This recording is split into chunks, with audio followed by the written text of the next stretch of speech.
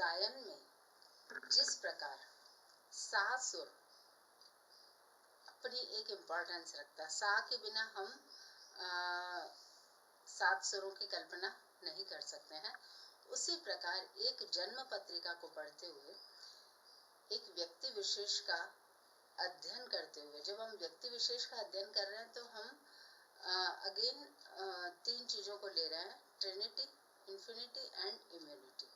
Immunity, Trinity and infinity, all these 3 are interlinked with each other, they represent each other.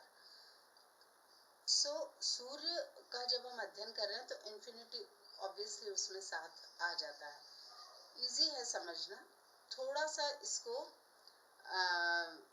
शुरुआत में कुछ मुश्किल लग सकती है, लेकिन धीरे धीरे हम इसको समझ लेंगे कि सूर्य और सा, इनमें क्या समानता है। सा सुर के बिना गीत की कोई संभावना नहीं है। उसी प्रकार से एक सा तो हमें बनाना ही पड़ेगा, कहीं पे भी हो।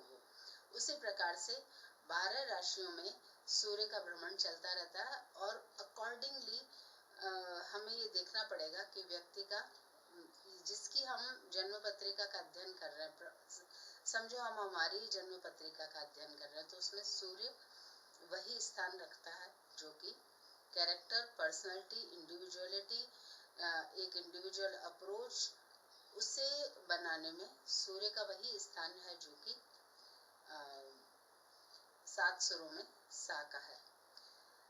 अब हम जो एक विशेष चीज़ है उसे समझने की कोशिश करेंगे कि सा के बिना गीत नहीं हो सकता और सूर्य के बिना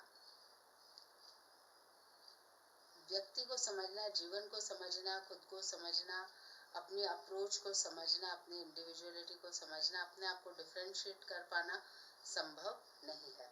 चंद्रमा हम हमारे इसी सीरीज में समझने की कोशिश कर रहे हैं कि सूर्य जब पृथ्वी लोक के पास में, जहाँ जीवन है, पूरे सौरमंडल में जहाँ जीवन है, उसके जब करीब आना चाहता है तो वह चंद्र रूप धारण करता है। या दूसरे शब्दों में कहें तो हम कह सकते हैं कि चंद्रमा सूर्य का रिप्रेजेंटेटिव बनकर रहता है एट द टाइम जबकि सूर्य अब्सेंट है, ये हम जानते हैं। और यदि हम शरीर में देखें तो दिमाग सूर्य का काम करता है और हर समय जागृत है। और खैर इस विषय में हम और अलग से समझने की कोशिश करेंगे, लेकिन दिमाग जब शरीर रूप में कार्य करना चाहता है तो मन रूप में परिवर्तित हो जाता है। तो मन असल में दिमाग का ही प्रतिनिधित्व कर रहा है। मन आडंबरधारी है, मन छद्मवेशधारी है और उसकी इन कलाओं में सूर्य का अंश हमें मिलता है। वो किस प्रकार है उसको हम और समझेंगे। मन के कारण हम हमारे आसपास की वस्तुओं को कंपेयर कर पाते हैं, तुलनात्मक अध्ययन कर पाते हैं। जब हम तुलनात्मक अध्ययन कर पाते हैं तो ही हम फिल्टर कर पाते हैं। जब हम फिल्टर कर पाते हैं तभी हम कुछ नया क्रिएट करने के बारे में सोच सकते हैं। तो सूर्य और मन एक दूसरे के पूरक हैं, लेकिन ये ध्यान रखने की बात है कि यदि चंद्रमा सूर्य से जितना दूर होगा वो उतना ही अपना प्रभावशाली उपस्थिति को दर्ज करा सकेगा, अपनी उपस्थिति को महसूस करा सकेगा, अपनी उपस्थिति को प्रमाणित कर सकेगा जितना वो दूर है। हम हमारे निजी जीवन में जानते हैं कि राजा की उपस्थिति में मंत्री स्वाभाविक रूप से कमजोर हो जाते हैं, ज़्यादा कमजोर हो जाते हैं। वो जितने कमजोर हैं उससे भी ज़्यादा वो सॉफ्टर साइड में चले जाएंगे। तो यही चीज़ हमें जन्म पत्रिका में चंद्रमा और सूर्य के बीच में दिखती है।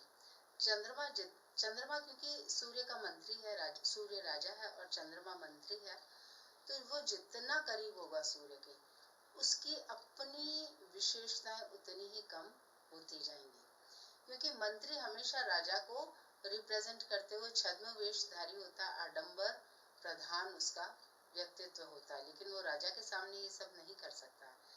तो वही चीज हम जन्म पत्रिका में भी देखते हैं, स्टार्स में भी देखते हैं कि चंद्रमा सूर्य के जितना करीब होगा वो उतना कमजोर होगा। अब यदि चंद्रमा कमजोर है तो स्वाभाविक रूप से सूर्य स्ट्रांग होगा, सूर्य स्ट्रांग होगा तो स्वाभाविक रूप से गुरु ज्यादा काम करेगा, गुरु की काम करने की क्षमता बदल जाएगी। किस प्रकार बदल जाएगी कि वो फिर चंद्रमा के हिसाब से नहीं चलेगा, चंद्रमा मटेरियलिस्टिक है, सूर्य स्पिरिचुअल है, तो गुरु स्पिरिचुअल प्रेजेंस को दिखाएगा। Thank you.